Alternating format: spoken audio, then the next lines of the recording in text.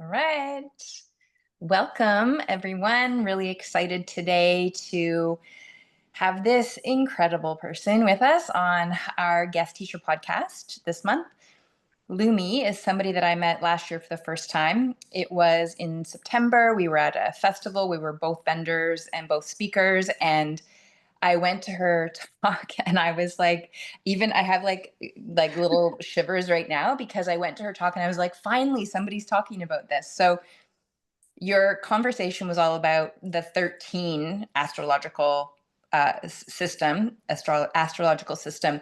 And I remember coming up to you after and being like, is there anywhere that teaches this? Like, how can I learn more about this? Because one of my teachers that I've been really connecting with over the past many years has always spoke about Ophiuchus, but I couldn't find anybody else that wanted to talk about it. And then you came in and were like, here it is. So anyway, so since then, I've been following you. I love your content. I love everything that you always share because you're really honest. And I can tell that you really resonate with what Britt and I are about, which is like uncovering basically the false spiritual community, I'm going to call it, and bringing to light the things that, have been hidden from us that have stopped us from feeling empowered as human creators that we are. So really excited. I'm going to hand it over to you because I want you also, if you don't mind, just what I'm really curious for you to share, because I have heard bits of this story, but is like when you had your realization of this new, not new, very old, ancient astrological system and what that meant for you and the studies that you had done so far. So I'm going to leave it at that and let you go. Well, thank you so much. I'm so pleased to be here to connect with others who are trying to see the world through a different paradigm, right? Like not afraid to go against the crowd and maybe challenge or even just question what we're being told. Because even in the spiritual community, I would even honestly argue that the New Age movement is actually controlled opposition, right? Like it's intentionally a half truth or an inverted truth. It gives us enough information for it to like track in some way, but not enough for us to actually unlock the keys and evolve. Right. And so that really is the core of how I would describe the difference between the mainstream, like Western tropical astrology, which most people are familiar with, up until about a year and a half. It was about 6 months before that festival that we met at that I actually had this revelation. And before that, I didn't even realize there was another type of astrology. Like I just thought that was it. Like that was the only type of astrology. And honestly, as far as like the story, the origin story of that revelation, it was a long time in the making because I had a lot of ego and honestly a business built around tropical astrology and systems rooted in tropical astrology. So it was quite a while of having it kind of drop into my experience through, different conversations, different things I was consuming within the spiritual realm. Like the 13 kept making itself known to me. I started out actually as far as studying the different systems, not even with astrology. Astrology is my newest special interest. I started learning human design first. And then human design, once I got pretty deep into human design, but I found a lot of it's behind paywalls and it's kind of like gate kept as far as like the information. So I did what I could with that. And then I got into the gene keys and I see those two systems as like working together, like human design is the bones and the gene keys kind of fleshes all of that out, right? So I worked with human design as like a base structure and then I got real deep into the gene keys. And through my work with the gene keys and then my own personal spiritual practices, deepening my relationship with my internal landscape and source, honestly, like realizing the I am and the fact that we are everything, right? Like everything is one. So I started to really question this idea of over identification with any of the systems. Like, if I am everything, how am I just a 5-1 manifesting generator, like Aries Sun, triple, like Taurus stellium, like I'm more than just that. So that was kind of the beginnings of it. I was doing a lot of client work. So I had a client-centered business doing one-on-one work, women's circles, group work. And I started to have some like kind of stickiness with clients as well, feeling like I was boxing them in or, you know, giving them strategies based on these systems, and it just not working, right? Like it would track, I would say like 75% of the time, but then there was like a good quarter of the time that the advice that I was giving or the strategy that I was suggesting just wasn't landing, right? And it wasn't helping. So that was kind of like leading up to it. And then and then I started getting, I was like, well, I might as well learn astrology, right? Because if I have like everything is rooted in astrology. So then I started studying tropical astrology and looking into it. And it just never felt intuitive. Like it felt so intellectual. It felt like I had to study it, right? So I was using it in women's circles. I was using it, I had like a group program where I was doing pretty much what I'm doing now. Like if you're following me on social media, like the energy reports, the weather forecast, right? But I was doing it through the tropical lens, and like it didn't feel intuitive. Like I literally had to study, make notes, and then, you know, and then I can go from there and flow on the different themes. But so it was feeling mechanical, it was feeling like non-intuitive. I was having this kind of resistance. And then and then I was like, oh, that like the 13 was coming in, realizing the connection between our menstrual cycles and the lunar cycles, and the fact that there's 13 lunar cycles in a year, but there's only 12 months, and like the kind of incongruence with that. And then finally, like some women that I'm connected with on social media started sharing little bits and pieces of true sidereal astrology, and how like questioning how we're, you know, this, we say that the sun is in Aries, for example, but when you look at the sky astronomically, it's in Pisces, right? So like, what's that about? And eventually I was like, I got to this breaking point where I was like, okay, like I'm ready for it. Like let's look into this. Like I allowed the ego to dissipate, and I reached out to one of the women who had been posting this on her Instagram stories. And I was like, okay, I'm game. Like, where are you getting this information? Like, I need to look into it, right? And so she sent me some resources. And it like it literally sent me into like a full-blown manic episode. Like I, as soon as I started, like, oh, like even just retelling the story, I like my body is like I'm having like chills, because it was such a powerful revelation in that moment. Like the minute that I started consuming some of the information, one of the teachers that I've learned from since then, Isaac Rodriguez, has a lot of information on YouTube. So I was watching some of his videos, and it was like just instant remembrance. And at that exact moment, I was actually getting ready. I was like cleaning my apartment because my accountant was coming over to help me with all of my business taxes and everything. So I was like, I can't focus on taxes right now. Like I need to like learn all that I can about this, and just like then I had to sit there and do taxes for like 3 hours. And then when he left, I literally just like dove right back into it. And so it was it was equally exciting and like extremely dismantling. Like I ended up burning my business to the ground, because I was like, for a while there, about a good 6 months afterwards, I was like, none of these systems are worth anything. This is all leading us astray. That we're typecasting ourselves. Like none of this is valuable. Like I had all of this guilt about leading my clients astray. You know, my high ticket clients that had paid a good chunk of money to invest in my services, and I was like, I'm a fraud. Like I'm leading them astray, right? So there's like worked through all of that for like 6 months. And then I was invited to participate in the festival that we met at, Kara. And so then I was like, at that point, I had learned enough about it to start teaching it. And that was really, so it was about a year ago now, that I really started, I've invested in since then into learning the true sky and applying it. I tend to hyperfixate, like I love learning. So I tend to hyperfixate on things and learn everything that I can about it. So I just put all my energy into figuring out the difference. And honestly, there's not a whole lot of technical differences when it comes to tropical astrology and true sidereal. It's just like you're just kind of turning the knob a little bit. Like it's just like a slight adjustment that kind of clicks things a little bit deeper as far as your true self, your celestial self.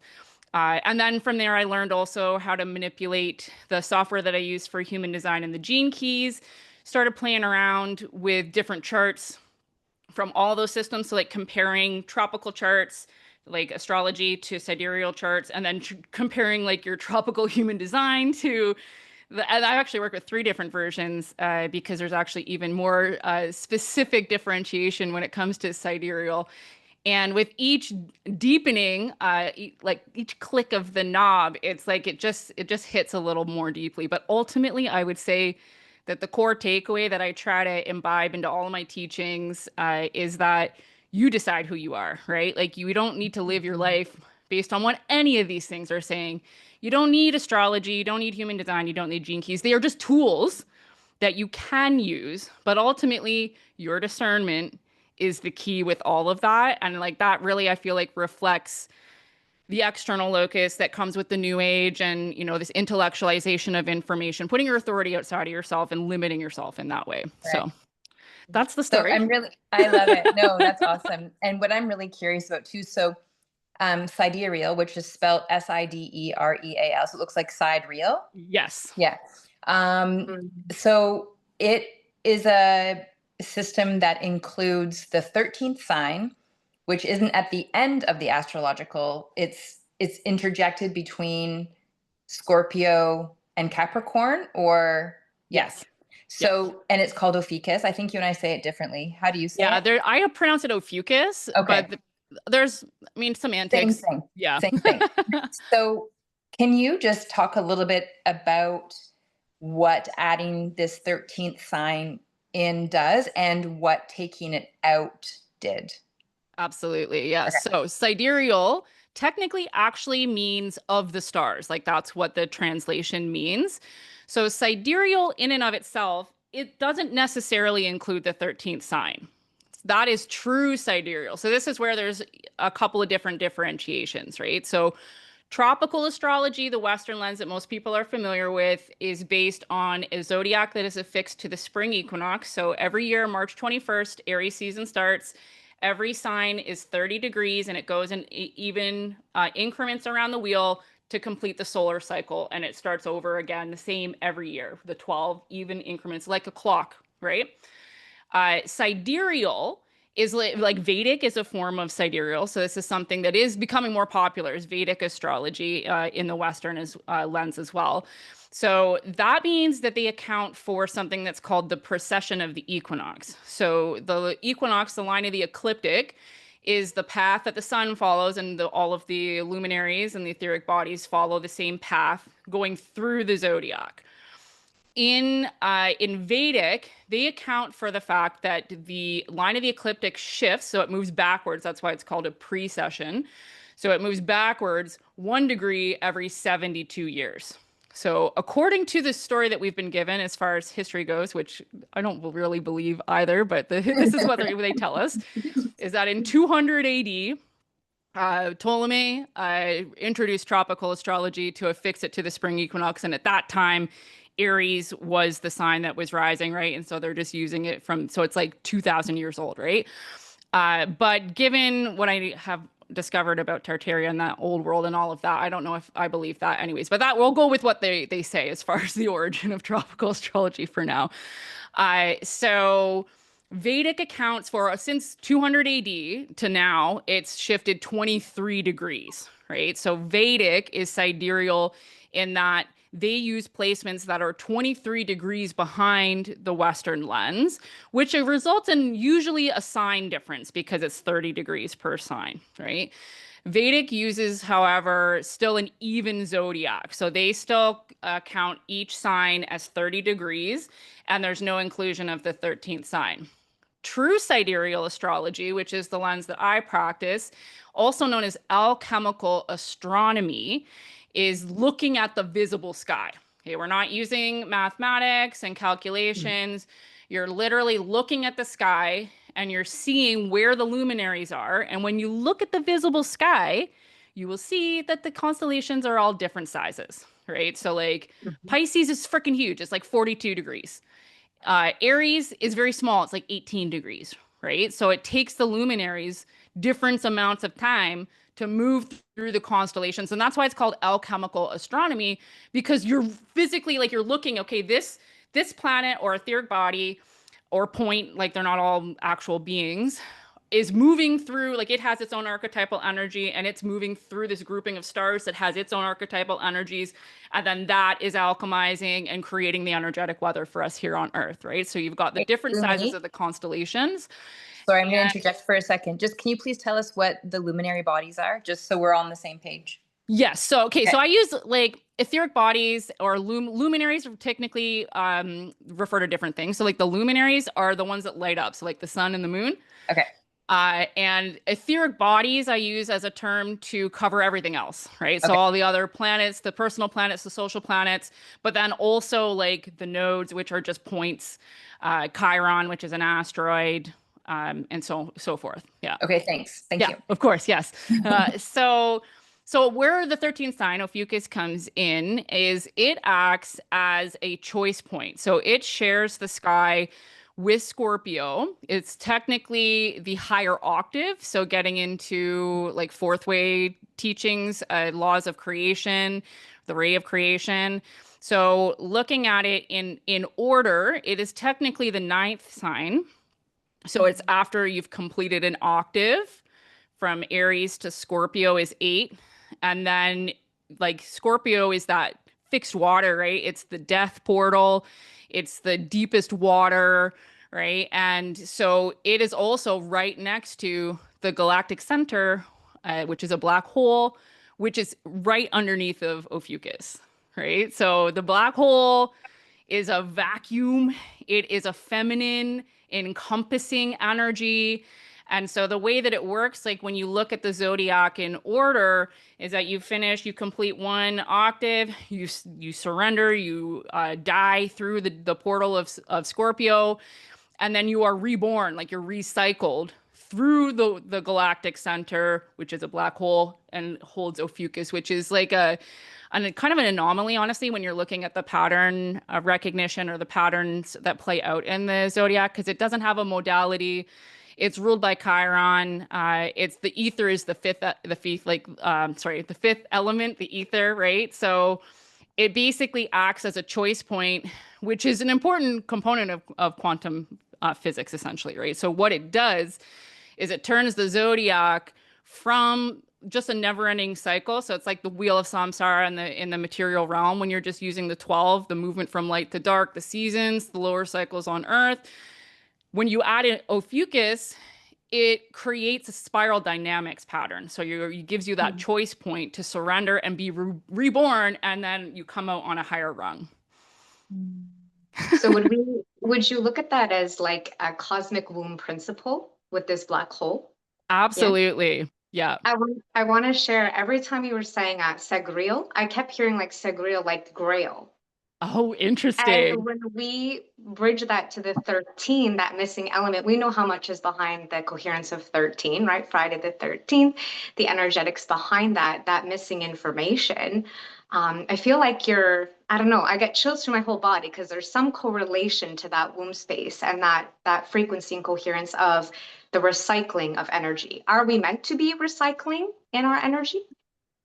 Well, that's an interesting question. I feel like everything really is a constant recycling, and like there's just as much destructive energy in the universe as creation, right? So like if Right. there was just endless creation, it wouldn't function, right? So we do have to have that kind of death and rebirth aspect in order to function, just for the universe to maintain its structure. But it is curious that this feminine energy and how it's been hidden from us, even the symbolism of Ophiuchus is like presented to us as this man holding a snake, right? Like it's like the serpent Right. bearer, and the myth comes from Asclepius and how Asclepius was raising the dead, and Zeus was like, oh, you can't do that, so like banish them to the stars, right? But it's masculine in energy. But when I feel into it, it's totally feminine. I Even feel the that energy of too. the serpent, right? Like that is like a feminine essence. The serpent bearer, the hidden wisdom, like it's feminine. So I feel like even the way that the myth is presented to us is inverted. Yeah.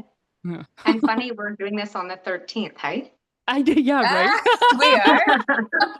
My How mind, like, curious. as you were talking, Lumi, the whole time, I'm like, click, click, click, click, click. This number That's to this, so to funny. this, to this. You can't make that up, right? I I love love it. that. I Yeah. love that so much. And I think too, okay, so we know the feminine's been hidden from us for Right. eons, or like a really long time, that the feminine aspect of creator has been, misrepresented, let's say.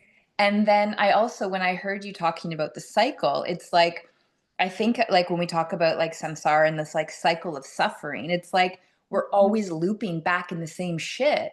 So if we don't have like Ophiuchus and the feminine and the cosmic womb and the portal to be reborn, then we just loop back in the same lessons over and over again. It doesn't create that spiral.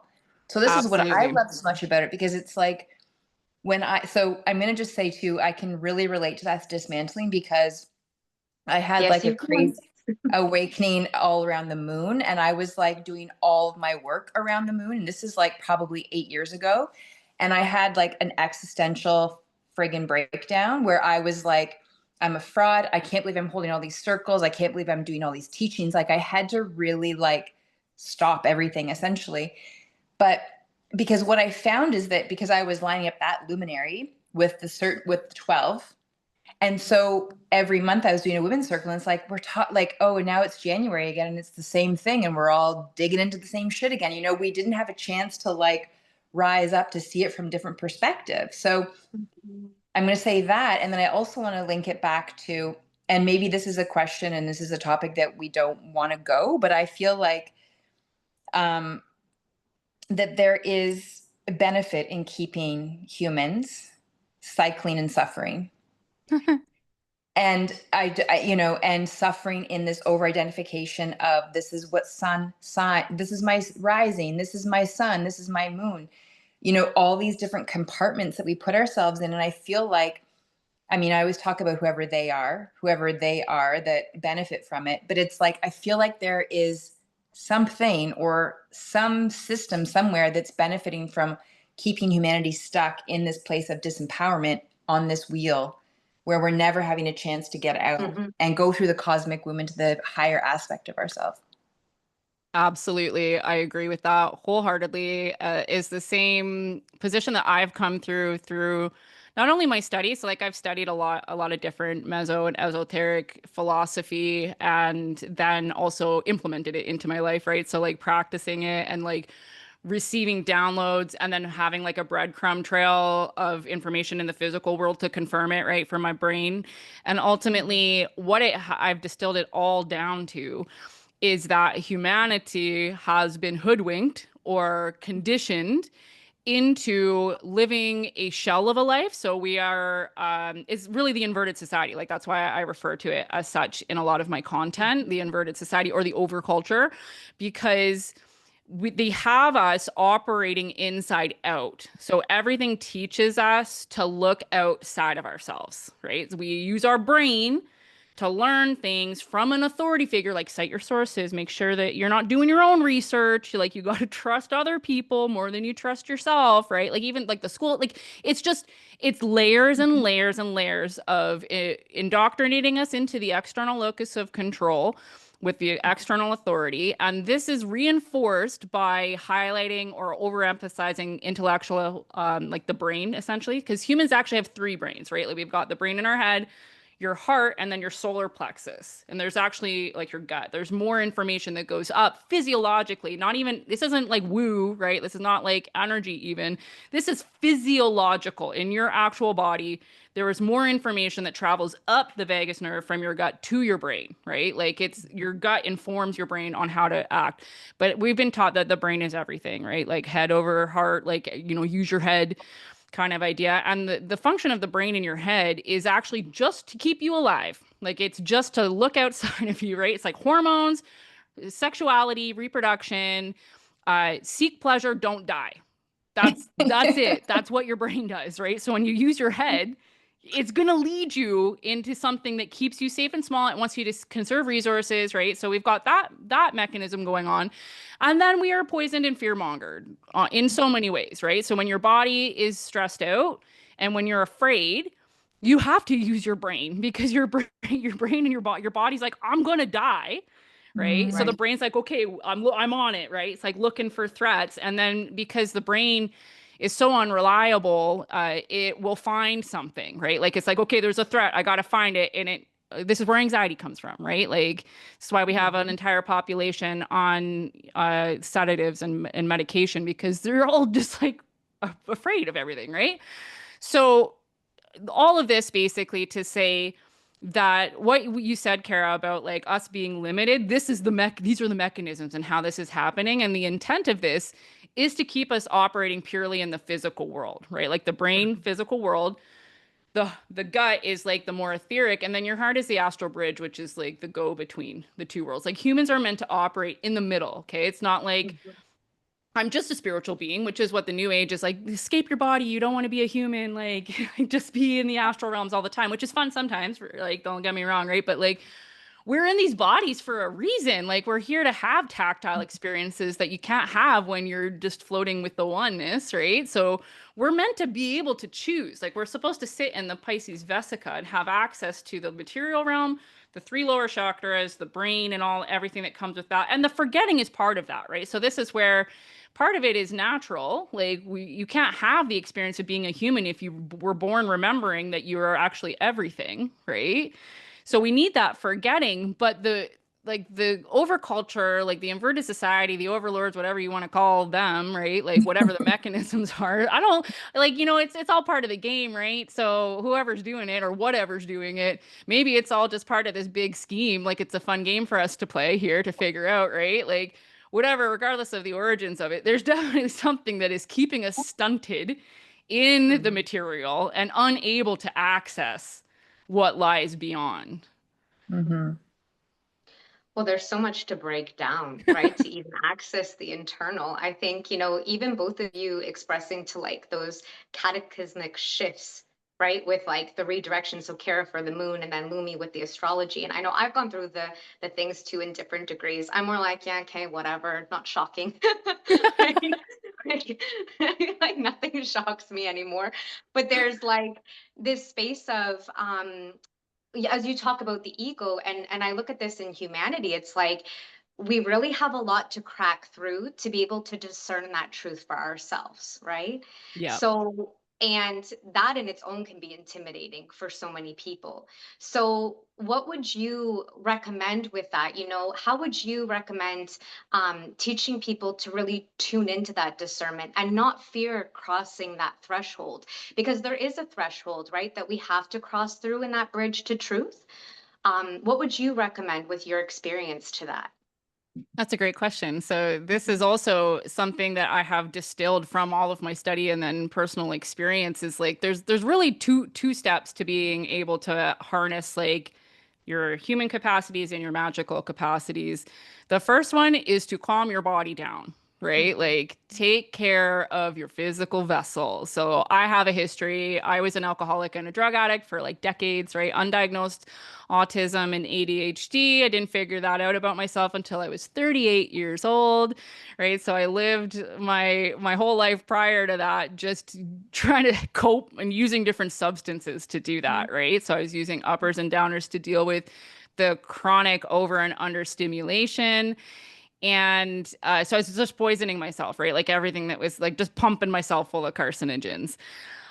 So that was like the first step for me. I had a bunch of really bad stuff happen as a result of my addictions, as does. So that was like kind of shook me awake, right? And I white knuckled sobriety. And then that is when the downloads started coming in for me, right? Like once I was able to knock the habits out. At that time, I was working in fitness, so I was already exercising, like moving my body regularly. And I was actually pretty neurotic about what I ate at that point, as a result of being a personal trainer and a gym manager for 10 years. So having those two pieces, like moving your body, exercising, breathing, not eating poison food, like trying to eat whole foods as much as possible, but also like try not to be too neurotic about it either, right? Because sometimes you can't. Like the unfortunate reality is sometimes you have to eat what is available, right? So trying to be mindful of that. So take care of the body. And then the second piece is learn to train your attention inwards. And once you do that, right? So take care of your vessel, calm your body down. And then once you train your focus out of the external locus and into the internal, that's really all you need. Like if you do that with regularity for a decent period of time, and it's different for everybody, right? But once you do that, it's going to open up, and then you create safety in yourself, right? Because the reason why people are so challenged by these revelations, like you should see some of, I get a kick out of it. It's again like the trickster energy. Like on my TikTok videos, people get so mad when I'm talking about this stuff. Like when I have Yeah. videos that pop off, like people attack me in all sorts of ways, and it's because they're threatened, is what it is, right? Like their ego, they've formed an identity, or they're like me and they have a business, right? Like their reputation is based off of being an expert in this system, right? So somebody coming along and challenging that is like a threat. Like their brain is responding like I'm a tiger that's coming at them to eat their babies, right? But when you're regulated and you're focusing your attention inward, you're still going to be triggered by things, right? Like you're going to have things that challenge that, but it doesn't last as long, and it allows you the space to then be like, okay, wait a minute. And like you're able to distance yourself from like when you're so close to it, you can't see it almost, right? Like you need to be a little further back. I Yeah, love grounded that. in perception. Me Yeah. too. So I want to ask so I want to kind of go back to the astrology for a quick second. So tropical astrology tells me that I'm Pisces sun, Gemini moon, rising Capricorn. And then you did my chart, which was amazing. I'm still Pisces, which I was glad because I'm kind of attached to being a Yeah. Pisces. But everything, like a lot of other things, had shifted. So and when I really tuned into that, I was like, oh, it makes so much more sense. Like, and again, I don't want to over-identify myself with any system, but still it was like, there are so many different times when, like I have some good friends who are really into tropical astrology, and they'll be like, oh, that makes sense. That's because your Venus is in Pisces. So that makes sure why you're like a hopeless romantic and blah, blah, blah. And it's like, so then I'm like, oh, okay. Like all of a sudden it's like, that's a form of conditioning. So I'm going to take that on of like, oh, I guess I fall in love easy. I'm a hopeless romantic. My heart gets broken all the time. Like that's because my Venus is in Pisces, Right. So anyway, what I want to say though, is that like you talked about how Vedic astrology can really change the chart, but alchemy, astronomy, which is true sidereal, so how many degrees does it change when we add Ophiuchus in? Like why is my sun still in Pisces, but other things have changed? So that's a great question. So it's not as straightforward as the switch from Vedic to tropical based on the differences, like the mechanical differences in how the system works. So what is the same across all of the systems are the planets, like the etheric bodies, right? And each of them has a different orbit or different speed that they're moving, essentially. So, tropical and Vedic and true sidereal all have the same relationships between the etheric bodies, right? So like everything is moving according to their specific orbits and like the times of their retrogrades, and then how they aspect each other. So how they interact with each other across the wheel looks exactly the same across all three systems.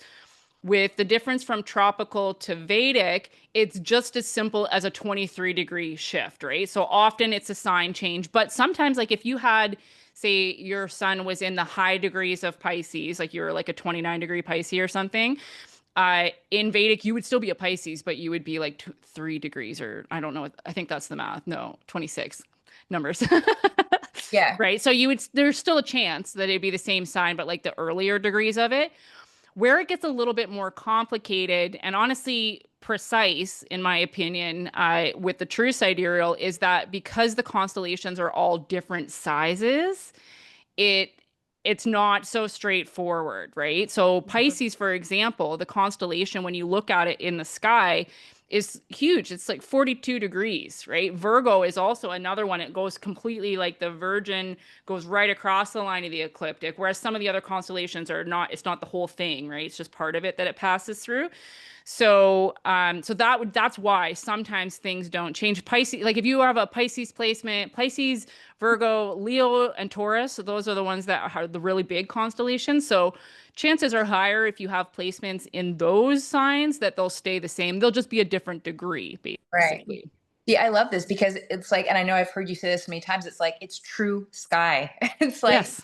like, so, it makes so much sense. It's like, if, I also want you to share the app you use when you point up and look, because Lumi has this great app, and it's like in her videos, she'll like be showing you, it's like, okay, the sun right now is in this constellation. Like, this is truly what's happening in the sky. Yet what we're hearing in our other communities is that it's somewhere completely different and we should be feeling a different way. So, but to me, it's like, why would we pretend that a luminary is not in a constellation based on an outdated system?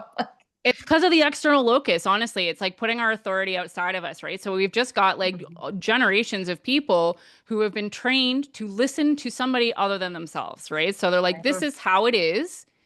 We do it this way. And it makes it, it's almost like gatekeeping the information. I don't know if that's like the right word for it, but it makes it so that you can't just intuitively read the stars. Right. Whereas alchemical astronomy, true sidereal, also, I also call it 13 sign astrology. It's making astrology a primary experience again. And that's what I love about it. Like, it doesn't need to be so technical. Like, you can get technical with it. Of course, there's software and things that you can use to do, future, like, what is it? Predictive. I'm like, what is that word? Predictive. Predictive astrology, right? But honestly, I don't care about predictive astrology. It's not something that I want to put energy into, because it's not right now. Like, what happens in the future, I will deal with that, right? Like, I kind of see astrology as like the weather, right? So like, I look a little bit ahead. I do like the weekly forecast. I pay attention to big events that are maybe coming up, but because they create certain conditions that can help us, to play into in certain ways, right? But like, personally, I don't care about predictive astrology and like all the calculations and everything that are needed with that, right? Because that involves, it's like it means you have to use calculations and the math, and like, it's not, I don't know, it's not intuitive, right? The stars are meant to be accessible to everybody. Like, this is meant to be information that we just pass down to each other, right? Like, the archetypes, they all follow a pattern. You learn the archetypes, you look at the sky, and you're like, okay, right? Like, it shouldn't, and it doesn't need to be so complicated. It's funny, you're speaking to calculations, because something in my mind, I was pondering, in relation to our birthday, and if the astrology charts are different, what does that say to our birthdays, right? Yeah. And the day, like the year, all of that element to time itself, right? If the astrology is that way, then what about the numerology and the number system and how we calculate our birthdays? And I feel like that in its own, right, is just a Yes. So that's a whole other. What's your view on that in relation to our birthdays and the astrology? So I agree with you, Brittany. Like, I don't subscribe to numerology. The Gregorian calendar is like, I don't think we should pay attention to it at all. Like, it's discordant. I don't believe that we're in the year that we are in, either from the calculations that, or like based on the old world. Yeah. Yes. Really? Yep. Yes, my girl. Yeah, Oh no, my gosh. we are not in whatever year that they say that we are in. And I don't know what year we're in, because it's hard. There's no like marking points, right? And like, the history has been obliterated and totally, like, it goes very deep. Like, we could have a whole other conversation on. Let's do another one on this, because this fascinates me. And it's funny, because I always come back to like, are we in the past? Like, we're always speaking to the energetics of the past, but how do we know what circulation time is even moving, right? Yes. Yeah. Well, linear So, time is actually only for the brain, right? Like, the way the brain and the five senses need linear time to function. It's based on the material realm, but the true nature of time is really just the space between matter. Like, time is like the Godhead, right? It's like the ether and the everything and the nothing. So like, this is how you're able to do work, right? Where you can go back in the past and like change your perspective on things, and it changes your current reality, right? Like, that I've done that in my own life, and I've helped clients do that. Like, it's a real thing, right? So using linear time and the calendar and the clock and numerology, and like, even I just made a couple of videos on the whole Lionsgate thing, right? Because it's based on numerology. I just get a giggle. Like, I don't mean to be rude or condescending when I talk about this stuff, but like, why are we celebrating the date on the calendar? Like there's literally no significance, right? The actual significance of the Lion's Gate is astronomical based on when the Right. sun Cazimi's Regulus in the lion's heart, right? So like, Right. but it's because the mainstream doesn't have an explanation for those astronomical events because the system that they've given us is disconnected from the stars intentionally in order to keep us limited, right? So like the Oh, same thing with like what how I popped off on TikTok was so I was like sitting on this information for a while and I wasn't really sure how to start talking about it. But eventually, like the noise online with the whole Pluto going into Aquarius thing was it was just like, okay, I got to make a video on this, right? So I used the star charting app. There's a couple different ones. I can provide them to you. I don't know if you guys want to provide. I can give you some links Yeah. to for people who that'd are be great. interested in that. Yeah. There's a few different options you can use. Yes. So I made a video that was like, guys, look at the sky. Like Pluto is not in Aquarius, right? And like that is not what an age means, anyways. An age Right. technically is when the constellation that is rising on the eastern horizon at dawn on the vernal equinox changes. Okay. And when we're Right. using tropical astrology, it never changes. It's always Aries, right? But it's technically Right. Pisces. So Uh, they latch on, they come up with these dates that kind of mimic the Mm-hmm. actual significance or like real concepts when it comes to astronomy. But because they can't actually like give any sort of clues that the stars really in the sky are important, Mm-hmm. they have to come up with something that's based on the Gregorian calendar or a date or like some like Pluto is really not like it's like the one that affects us the least, right? So like when it Didn't transgresses, Pluto get removed? like yeah, like it's not Didn't it technically get a planet, removed? but like as far, I don't It know got if I removed. believe what NASA says about the planets either, but like I know.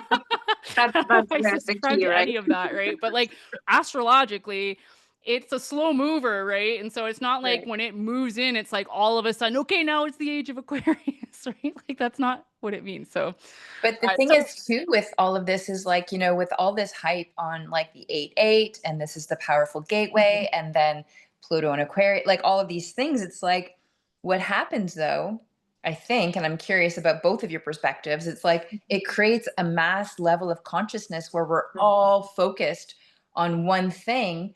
And if we're all such powerful creators, but we don't know it, and it's like, oh, Lionsgate means this, this, this. And it's like with enough mass and momentum of all of us, then all of a sudden it's like, are we just creating something that they again want us to create for whatever reason rather than just being intuitive with the stars? Like to me, absolutely. this is like how it should be, like where we like plant with the stars, where we like sit outside at night and look up and we pay attention to what constellation is in relation to what. And we're that to me, that's communion and like Mhm. Yeah, that tantric relationship with the cosmos, which helps you then relate to the earth, I absolutely. think Yeah. that's it. There You it go there. sorry, we're all trying to talk at the same time. You go ahead, You Brittany. you go. You go. You go. I'll go Okay. after you.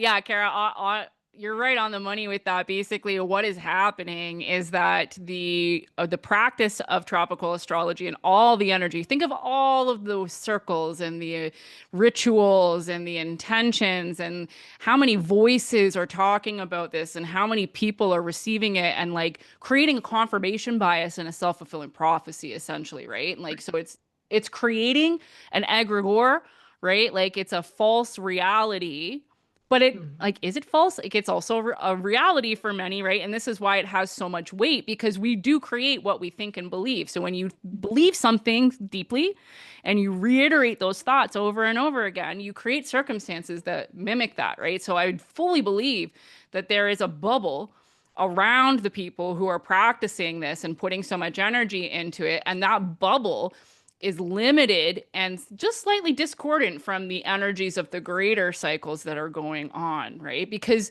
there is some truth to it, right? Like we are moving from light to dark and we have the lower cycles like the equinoxes and the solstice and the changes of the seasons, right? That's this cycle that goes here, but then there is the greater cycle, right? So there's kind of like a clock with the minute hands and the hour hands, but just tropical is like you never know what hour it is, right? So you're Mhm. disconnected from the greater picture. You're just living the same hour over and over again. Right. That kind of goes into what I was going to express to, where it's like, what are we feeding?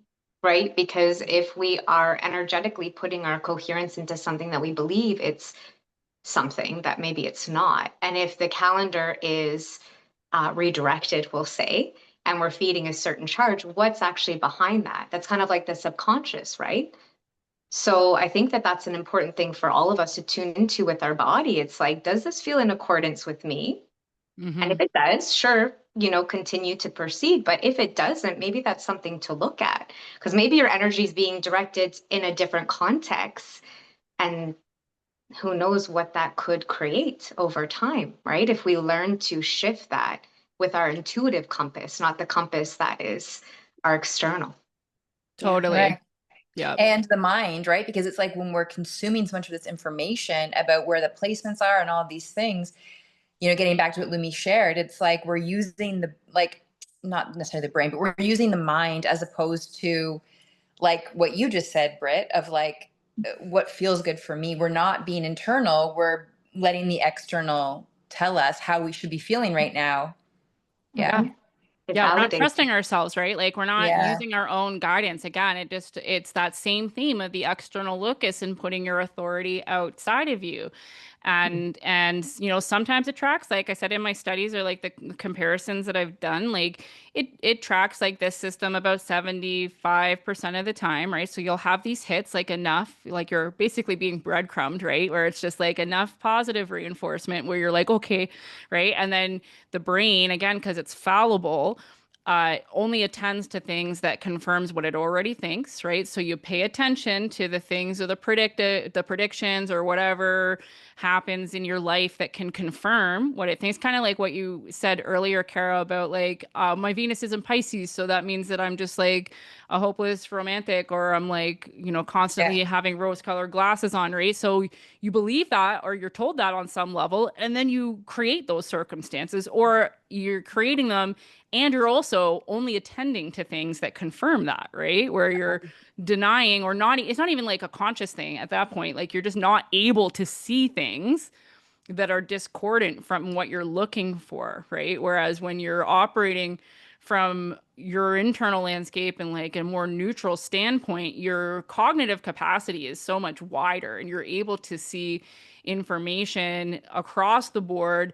And that in hand with calming your body down and again training this internal locus, it makes you less defensive to information that Mhm. clashes, right? And you're more resourced from a nervous system standpoint to be able to deal with like the conflict that comes, because it takes energy to like shift your paradigm, right? Like to have a belief challenge is hard on the brain and the body. Like it takes energy, and when you're in a state of like barely surviving, your brain's like, it's not going to give in to that. It's not going to go down easy, right? So like taking So care of your the ego doesn't want to know it's wrong, right? right. That's Yeah. Yeah. It the can be reality. wrong. Yeah.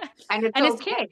yeah, like it's Yeah. a threat to your like the brain, like we have these higher executive functions and like these capacities that animals don't have, but like we forget that we are animals also, right? Like we have survival instincts in us, right? And like it really comes down to survival in a lot of those cases. Like your brain is not going to give up. That if you're in a low resource state and you're being challenged, it's going to double down because it's like the same thing as a tiger trying to eat you, right? So, yeah. So good. So good. I love it. Um, I'm not sure how we're doing for time, but what I want to do is, if it's okay with both of you, I want to kind of come into, because I think this is a good segue into what your email shared today. Mm-hmm. And what I loved was, what you said was be impeccable with your thoughts, Mhm. and that, um, without, and the spirit idea of spiritual bypassing, which I've come to realize that I'm like a recovering love and lighter, and that like I'm a recovering spiritual bypasser. And what that means though, and you spoke to this so well in your email, I'd love to hear you talk more. It's like about going in fully. So when stuff comes up and our mind, our ego doesn't want to let it go, then we can get looping in this like separated reality. And I think this is what you meant by this, is that, but if we can get into the body and to the feeling, and, you know, Brittany and I have been talking about this a lot lately, like, let it consume you, right?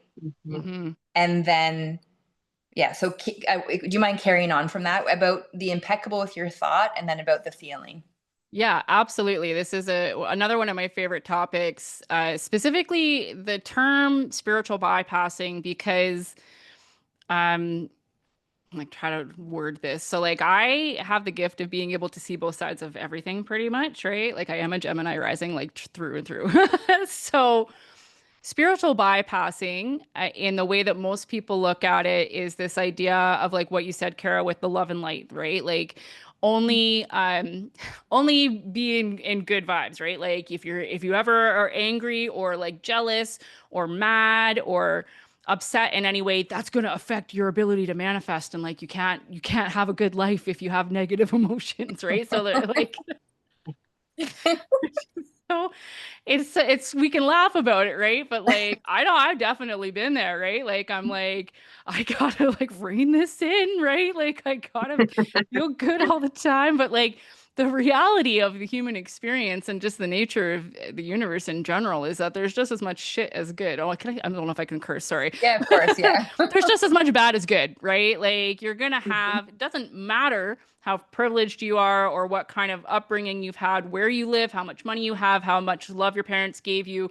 Like everybody is gonna have just as many bad things happen in their life as good, right? And like the nature of those depends on the predeterministic aspects of your design, but also the choices that you make, right? So like the reality is that we're gonna have things that challenge our emotions, and it's not meant to be like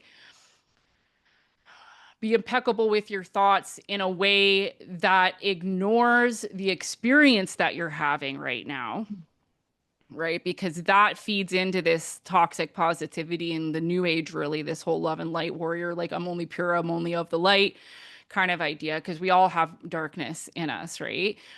And I would actually argue that most, if not all of the people who are in the spiritual community have lived more lifetimes on the dark side than they have on the light, because the dark was in power for a whole lot longer, right? So like we've been in charge on the other side, right? So like when you deny a part, you deny the whole, right? So there's that aspect of spiritual bypassing. But the other definition that is also problematic is this idea that is in like cancel culture, this idea of like because you really can just decide to like feel differently about things also, right? So there's this piece of like, if you're going through it, if you have something that is in your body, it's in your field, it's maybe a repressed emotion, or it's something that's happening right now, going into the body and feeling safe enough to allow the arc of that emotion to play out physically, because realistically, emotions only last 90 seconds.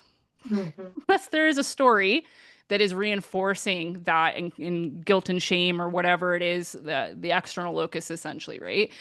So we want to be in a place where we feel safe enough in our bodies by calming our bodies down and training our focus to go inwards, where you can have a stimulus affect you or work through these things and release them through your field so that they complete themselves, so that you can then choose differently, right? Because you don't have to. The other issue with new age spirituality and like the whole movement is like this idea of constant healing, right? So it's not like you want to be impeccable with your thoughts and constantly over like analyzing yourself and like, oh, I have this to heal from and this to heal from and this to heal from, because that is also problematic in my opinion, right? So it's that middle path of being in the present moment and like allowing things to move through you in that present moment, and then watching the stories, right? So like the impeccable with your thoughts is like, what are you thinking? Are you reinforcing these ideas that are keeping you limited or keeping you detached, or reiterating the same story over and over again? Or are you thinking consciously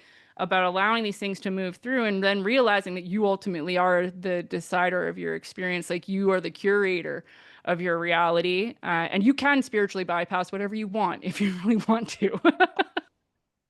It's just That's the repression of emotions, right? That we're yeah, working to. It's the same thing. It's just, a different terminology for it. yeah, Next cycle.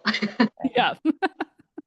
I love it. It's so good. I just feel like these are the conversations that I'm really excited about. And, you know, and about really like, I don't know, there's a part of me that feels like really part of my soul mission is to like flip this whole love and light community upside down. And I mean, I know that that's probably like, and not in a malicious or a mean way, but in a way of like, guys, come on, like, let's look at the truth. You know, it's like, let's look at the sky. It's like as simple as that. Like, look at the sky, and it will tell you what's happening right now astrologically. Just all you have to do is look. You know, it's like that movie, Don't Look Up. It's like, actually look up. Like, just be realistic, you know, and like remove the veils. And anyway, thank you. That was really good.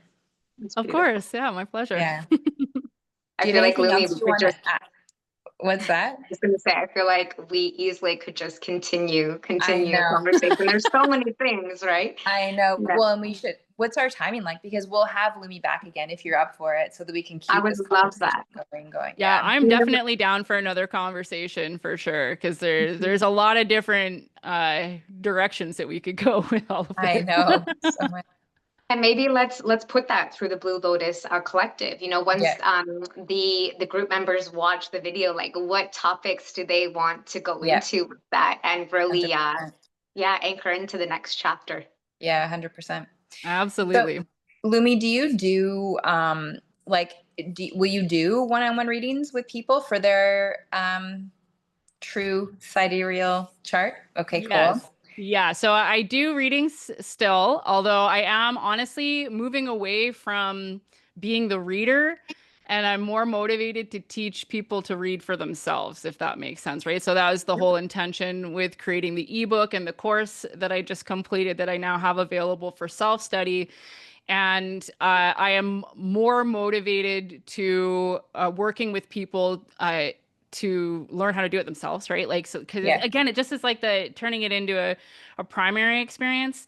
In my one-on-one work, like where I'm working with people in sessions and voice notes and in larger containers, I tend to go do like a deep dive into their charts, but more for me to hold on to and then kind of drip the pieces to them, because I found like I've done a million readings, right? And like I'm good at them, and they always resonate and people get a lot out of them. But what I have found from doing that is that I feel like I'm contributing to the information overwhelm, right? And like people are just looking for something again outside of them. So they want me to tell them about them, right? They want me to, Right. and I can, but I feel like it's more valuable for people to kind of figure it out themselves while I guide them, right? Yeah. Because then they're actually getting something out of it that's practical. I love So it. so yes, Okay, I do so readings, but like I would rather do one-on-one work, or I'd rather yeah. And I teach think that people. like, I mean, I did the course. I'm still only halfway through it, but I love it. And so I think that what we want to do then for sure is we'll share how to get that ebook, how to sign up for that course. We'll obviously share readings or one-on-ones if somebody wants one-on-one. And then you'll send us a couple of app ideas Yep. for actually looking at the sky. Yep. And what about, I mean, I've used cafe astrology in the past for like, you know, looking at my chart and all of this, but is there something that you would recommend to be able to like plug in your birth date and time and place to get the true sidereal reading? Yeah, so the only true sidereal birth chart generator that is free on the internet at this point is from masteringthezodiac.com, Athen Chimenti's system. Okay. There's software as well that you can purchase if you're wanting to get into using it professionally, or like doing, transit readings or predictive astrology as well. But unfortunately, there are no apps as far as like this is the weather, but I'm working on something. Yes. It goes. Yes, So you should. been making a lot of connections through social media recently. And so I'm just in the beginning stages of coming out with something that it will be available on an app. But for now, it's a lot of DIYing it, right? Like, and I have resources as well. I'll provide all these links for you guys as well. So I've like created a freebie that is like an 8-page document on how to get your chart on masteringthezodiac.com, and then using ChatGPT to help with some basic interpretations of it. So that's available for people who are limited as far as their resources are concerned. And then the ebook, it gives more information for a very low price point. And then the course is like a whole lot of information, like integration. Amazing. Yeah. Yeah. Beautiful. So good. Oh, this has been so good. I'm like, oh, I'm fired up now. Yay. Bea, is there anything else you want to add, honey? Like I said, I could continue to talk, but I know to Yeah. value, Lumi's time. And I'm really looking forward to having you back on, Lumi. This was so beautiful. Thank you so much. And I love our brains, they interconnect with the thoughts. So I have a few things I'd love to dive into deeper with you as well. Yeah. Amazing. Yeah. Well, this has been great for me. It's really, I've had a long period of being the hermit, right? And I enjoy that as an autistic being. Being by myself is totally fine, but like it's nice to connect with people who actually understand what I'm saying. So I think that's part of why we hermit, because sometimes, there's that energy of like, yeah, Yeah. like I feel like I can't, it's hard to participate even in the spiritual community now since this revelation, like I get it. I have Very a hard time biting my tongue when it comes to offering perspectives, right? And like it's not always welcome. And the energy of like trying to defend myself, like I just not here for that, like you take it or leave it. If you don't like what I'm saying, it's fine. But that has resulted in like a very small circle of people around me. So I get Same it. as us. It's like basically Yeah. Britt and I. yeah. And you don't feel And now fault you. for things you once did, right? It's Yeah. just, I get it. Even the things when you talk about the 8-8, I remember even a few years ago facilitating things on this where now like there's nothing even in me that feels any form of a pull, Same. Yes. So Yeah. Yeah. I And mean, it's good though. I think yeah. I want to just add one last thing as far as Yep. that specific theme too, because something like a lot of pushback that I get through this content and the work when I'm putting these things out, like I do make videos that are intentionally antagonistic because the algorithm likes that, right? Like it gets Mhm. it out in front of more people. But it is interpreted a lot of times as like me thinking that I'm better than everybody because I have this new perspective, right? And like that is the furthest thing, right? Like it's I did that for a long time and it's not like that was wrong, right? Like that whole period that I had where I was like I'm a fraud, like that was just my ego again, like trying to guilt and shame me, right? Like everything is just experience and having that experience taught me a lot and this is just a different experience, right? So it's not like we're criticizing the people who are actively practicing this lens or engaging in these sorts of things so they just don't know any better and like that's not any fault of their own, right? It's just part of the game. And Well, I we've think all part been of in it. We've all like exactly. we and still are. Like, this is like Brittany and I talk about this a lot where it's like, what else is gonna show itself like that's not real, Like we're like, okay, like, because it's like, and then it's like one more thing for us to, Yeah. but like not battle, but like accept and see the parts where we've bought into that, like it's just I Yeah. want to laugh at it because it's like we don't need to take it so seriously. And of course, it's not about hierarchy. It's about holy shit. We've been so hoodwinked is the word I use Yeah. too. So I love that you Yeah. use that word. It's like we've been so hoodwinked for so long about like so many things, obviously. Yeah. And this being one area, the spiritual community, So, yeah. And that's And, what I was and going to everybody's say. on their own path of awakening. So everybody's going to wake up at some point to their, in the way that they need to. And the hierarchy, Kara, I think that's a big thing to touch into, like you spoke to. It's like the spiritual community, not to be rude, but we have to break through that illusion because I know every single one of us can see that on a day-to-day basis. We're just re-puncturing the same wounds. It's there's no higher how do I word this? I was put it into this context. Every single person has access to the same information, whether you're a shoe, a rock, a dog, a cat, you, me, Kara, right? So it's coming into that space of letting that hierarchy truly drop. And I Yeah. feel that people, if they feel that way, maybe that's a good reflection to come into self and be like, oh, where do I actually put myself on a pedestal, right? We need Yeah. that bomb, Yeah. all of us. And I mean, we all do Absolutely. it. We all put ourselves on pedestals all the time, in different contexts, but for sure, Yeah. I know I that, mean, it's like a natural human thing to do that. Like that is yeah, part of the mechanism of the illusion of separation. And like I always bring Gene Keys lingo into that specific conversation because it's like The hierarchy is indicative of the shadow aspects where you're forgetting the interconnected nature of humanity. Like we need hierarchy when power and control is connected to your survival. But once society or the collective, we're in a quickening, right? Like the velocity of the universe is speeding up. And so the space between our matter is getting more significant. And this is why more people are waking up. And we're realizing the interconnected nature of humanity. And when we're existing in a more gifted state, right, where you're still a human and like you, but you have access to this other side of your being, you don't need to compete with each other for survival, right? Like you can see the synarchy, right? Like synarchy versus hierarchy, where it's like everybody's different, right? Like human design is the science of differentiation. Like we all have a different imprint or like a very specific note to play within the collective symphony. And when you play them together, it all functions like it's this beautiful masterpiece, right? And like it's like everybody is equally valuable, but it has different roles. Like not everybody can be a leader. Like we need doctors and we need garbage men, right? Like, and it's not like the doctor is a better person than the garbage man, right? Like we need both of those roles, and different people are suited for different things, right? So as we evolve out of the illusion of separation and this like get eat or get eaten type of existence, we can all feel more comfortable at actually being ourselves instead of striving for whatever we've decided is more valuable or has more power within the collective. Yes. Yeah.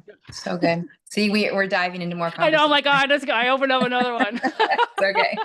It's good. We'll pick up on that. Yeah. And all the other things too next time. But it's so true. I love it all. And I'm really grateful for you taking the time to talk with us. And yeah, we will share all of the things that you're going to send our way and on our website for the members. And yeah, it's amazing. great. Well, thank you so much. It was such a pleasure. I really appreciate the invitation, and this has been a really fun conversation. So I'm looking forward to doing it again at some point. Me too. Talk to you soon.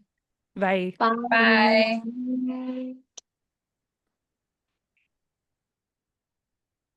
I love. That was beautiful. Isn't that good? Did you press stop record? Nope. Oh my God, Luca is screaming. Oh, okay. Record.